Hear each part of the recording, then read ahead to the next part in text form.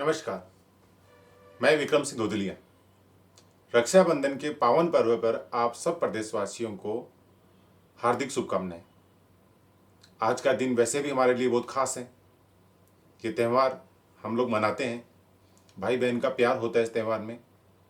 और दूसरी वजह हमारे पास में आज ये है, आज से मैं अपना नंबर सार्वजनिक कर रहा हूँ। चूरू विधानसभा से जुड़े हुए लोग सीधे तौर पर मुझसे संपर्क कर सकते हैं।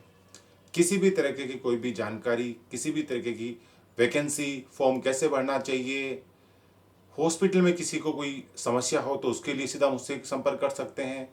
किसी को ब्लड की आवश्यकता हो, चूरू विधानसभा क्षेत्र से जुड़े हुए लोग सीधा मुझसे संपर्क कर सकते हैं। बहुत समय से मैं राजनीति में एक्टिव हूँ। बहुत समय से मैं देख रहा हूँ, परख रहा हूँ लोगों को और समझ रहा हूँ। जितना मेरा विवेक काम करता है उससे मैंने ये समझा है, ये सीखा है, ये परखा है मैंने कि सीधे तौर पर लोगों के पास में एक नंबर होना चाहिए। आधी रात को अगर कोई किसी को समस्या हो गई और फोन कर रहे हैं तो एक नंबर होना चाहिए जहां पर सीधा बंदा बात कर सके।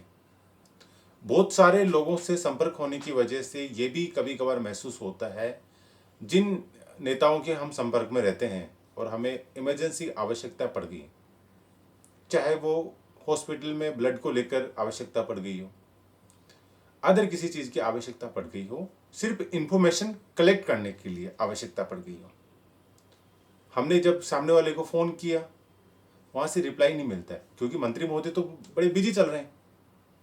तो ये बड़े नेताओं वाली बात होती है।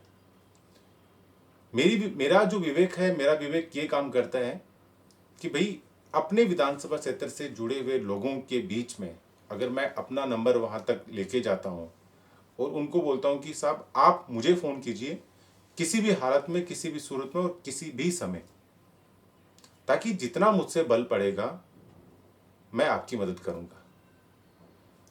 और इसमें फोन नहीं उठाने की समस्या भी नहीं होगी क्योंकि मैं तो नेता नहीं हूं ना।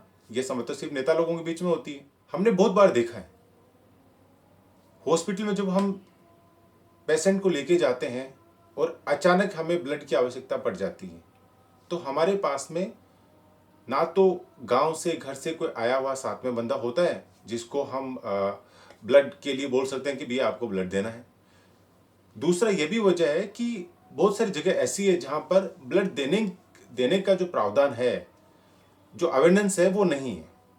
इस वजह से क्या होता है कि हमें बड़ी समस्या होती है और हमें समस्या को फेस करना पड़ता है। लेकिन मेरे जैसे लोग हैं जो एक्टिव रहते हैं, उनका फायदा ये होता है कि भाई वे बहुत सारे लोगों के बीच में कनेक्टिविटी में रहते हैं, तो ब्लड देना, कैंप लगाना, ये सारा कुछ काम करते रहते हैं, तो इजीली लोगों तक मैं वो चीज पहुंचा पाऊंगा। और खास करके मैंने अपने क्षेत्र चूरू में ये देखा है कि इस चीज की वाकई में नीड है और ये कदम मैं इसीलिए उठा रहा हूं। अगर मैं थोड़ा सा किसी को काम आ सका तो मैं अपने आप को भाग्यशाली समझूंगा। चूरू विधानसभा में जुड़े हुए कोई भी, कहीं का भी, कैसा भी, किसी भी हालत में, खास करके एक क्षेत्र को लेकर हम काम कर रहे हैं, आप हमसे सीधा संपर्क कर सकते। युवाओं के लिए यह समस्या रहती है कि वैकेंसी का पता लग गया लेकिन फॉर्म कैसे भरें। ई मित्र के पास में जाएंगे तो भैया वो 500 रुपए चार्ज कर लेगा, 600 रुपए चार्ज कर लेगा, 700 रुपए चार्ज कर लेगा। लेकिन आजकल हमारे पास में हर घर में इंटरनेट अवेलेबल है। बस हमें करना क्या है, एक नंबर जो आपके पास में है उस पर फोन करना है और उनको पूछना है कि भैया ये फॉर्म है, मेरे को कैसे भरना चाहिए और वो कौन सी साइट है जहां से मैं घर बैठे फॉर्म भर लूं। हम बताएंगे उनको। तो युवाओं की ये समस्या खत्म हो गई सिर्फ एक नंबर की वजह से। चूरू विधानसभा क्षेत्र में जो किसान आते हैं, जब मैं गया बहुत सारे लोगों से बातचीत की तो उनकी भी मैंने समस्या देखी।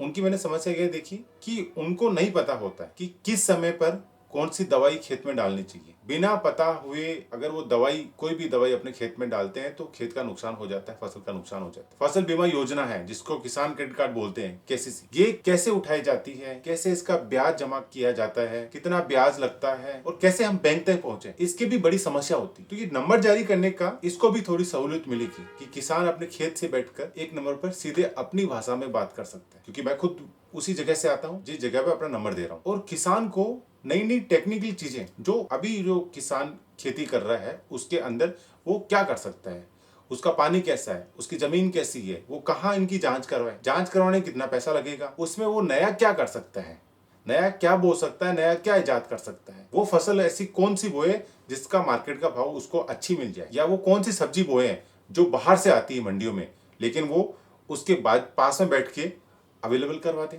चाहे वो गोचर भूमि का अतिक्रमण ही क्यों क्यों ना हो, आप उसकी शिकायत भी पहुंचा सकते हैं। उसकी शिकायत कहाँ करनी चाहिए, किन अधिकारियों से मिलना चाहिए, उसकी भी आप कुछ नंबर के माध्यम से जानकारी मिलेगी। हर जिले में मजदूर कार्ड अवेलेबल है, लेकिन जिले के लोगों को ये नहीं पता है कि मजदूर कार्ड है वो कैसे बनाया जाता है, उसका फायदा क्या होता है।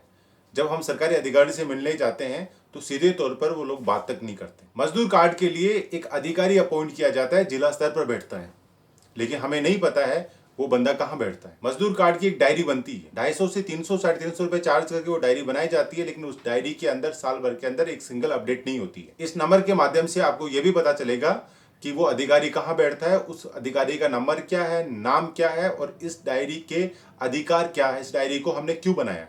ग्रामीण क्षेत्र में ये भी देखा गया है, 10वीं क्लास पढ़कर 12वीं क्लास पढ़कर बच्चे गुड़गांव में, भिवाड़ी में, जयपुर में, अलवर में, जो एनसीआर का जगह लगता है, साथ में जयपुर में जैसे बड़ी फैक्ट्रियां हैं, वहां पर लोग काम करने के लिए जाते हैं। उन बच्चों को नहीं पता होता है कि उनका पीएफ जाता है, ईएसआई जाता है, वो कहाँ जाते हैं, कैसे लिया जाता है। जब वो नौकरी स्टार्ट करते हैं तभी उसी के साथ में पहले महीने से वो चीजें सारी लागू हो जाती है, लेकिन उनको पता नहीं ये चीजों का। तो ऐसी किसी की समस्या है तो हम बताएंगे आप कैसे कहाँ शिकायत कर सकते हो और कैसे वो आपका पैसा ले सकते हो। आप इन सारी चीजों के लिए, इन सारी वजहों के लिए ये नंबर आपके बीच में रखा गया है, ताकि सीधे तौर पर जब भी आपको समय मिले, किसी भी स्थान से, किसी भी स्थिति में, किसी भी जगह से, आप सीधा इस नंबर पर फोन करके अपनी समस्या वहां रखकर आपको जो सुझाव चाहिए वो सुझाव ले सकते हैं सीधे तौर पर। चाहे वो नरेगा की समस्या हो, तो ये सारी सुविधाएं हम आपको एक नंबर के माध्यम से देंगे। कि आपको छोटी छोटी चीज़ों का पता करना हो तो आप अपने फ़ोन से एक नंबर को डायल कीजिए, सामने अपनी बात रखिए और आपको पता लग जाएगा कि आपको करना क्या है। मैं अपना नंबर सार्वजनिक इसलिए कर रहा हूं क्योंकि मैं चूरू में एक विकल्प के तौर पर आ रहा हूं। मैं उम्मीद करता हूं आप सब इस चीज़ का फ़ायदा उठाएंगे, मुझ तक पहुंचेंगे, मुझसे जुड़ेंगे। नमस्कार, मैं आपका दोस्त, आपका साथी, आपका भाई विक्रम सिंह धोदलिया।